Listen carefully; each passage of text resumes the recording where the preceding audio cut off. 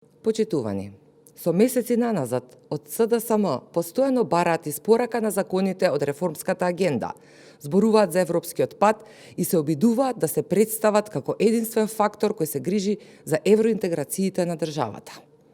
Но кога ќе дојде моментот тие закони да бидат ставени на гласање во собранието, од СДСМ не гласаат и наместо конструктивност избираат политички калкулации. На вчерашната собраниска седница беа разгледувани и усвоени повеќе значајни законски решенија кои се дел од реформската агенда и кои се важни за исполнување на обврските што државата ги превзема во процесот на европската интеграција. Дополнет беше предлог законот за судска служба со 61 глас за и 12 против.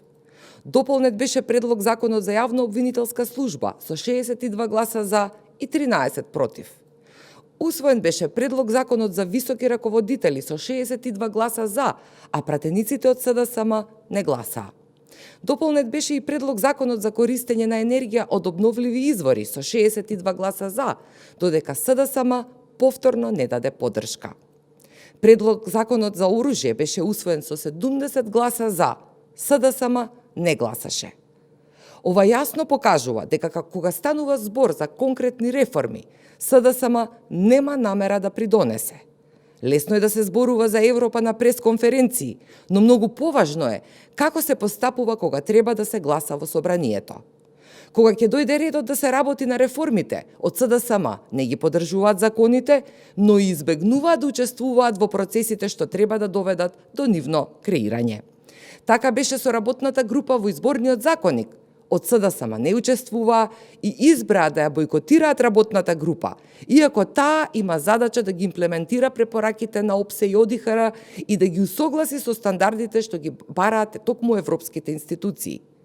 Токму овие препораки се дел од извештаите за напредокот на државата и се важен дел од реформскиот процес. Јавноста има право да знае дали за СДСМ европски пат е да не се поддржи ниту едно решение и да се бега од работните групи, а и да не се гласа за реформските закони. Почитувани, Европскиот совет и Европската комисија ја препознаваат динамиката со која Македонија ги реализира реформите.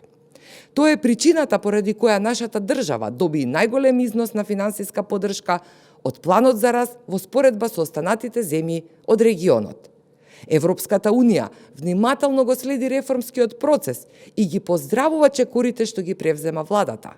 За жал, за СДСМ, ниту оценките од европските институции, ниту конкретните резултати очигледно не се доволни за да покажат одговорност и да дадат поддршка.